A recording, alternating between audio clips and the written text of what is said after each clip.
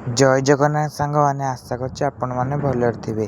ଆଜି ମୁଁ ଆମ ବାରିକରେ ଆସି ଦେଖେ ତ ଦୁଇଟା ମନ୍ଦାର ଗଛ ଲଗେଇଥିଲି ଅଷାଢ଼ ମାସ ବେଳେ।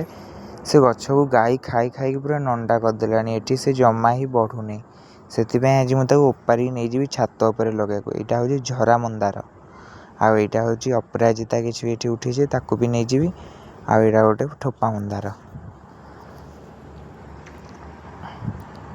ଅପରାଜିତା ଗଛ ତ ଭଲ ସହଜରେ ମୁଁ ଉପାଡ଼ି ଦେଲି, ହେଲେ ମନ୍ଦାର ଗଛ ଜମା ଉପୁଡ଼ିଲାନି।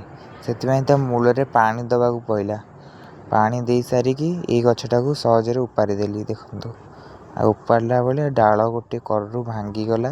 କେତେ ଚେର ବି ହେଇଯାଇଛି ଦେଖନ୍ତୁ। ଏଇ ଡାଳଟା ମୁଁ ଲଗେଇଥିଲି ଅଷାଢ଼ ମାସରେ, ଗୋଟେ ଡାଳ ଭାଙ୍ଗିଗଲା, ସେ ନେଇ ଅଲଗା ଅଲଗା କରିଦେଲି। ଆକୁ ବି ଲଗେଇଦେବି ମୁଁ ନେଇକି, ବଞ୍ଚିଯିବ ଇଏ।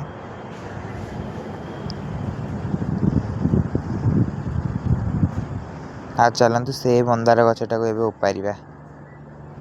ସେ ମନ୍ଦାର ଗଛ ଉପାଡ଼ିଲାନି ବୋଲି ସେଥିପାଇଁ ମୁଁ ତାକୁ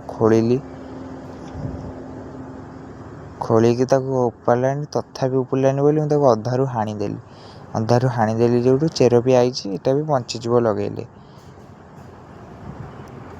ଚାଲନ୍ତୁ ଆକୁ ନେଇକି ଯିବା ଏବେ ଛାତ ଉପରକୁ।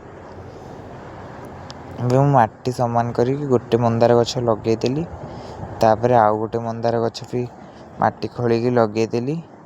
ଲଗଉ ଲଗଉ ରାତି ହିଁ ହେଇଗଲା।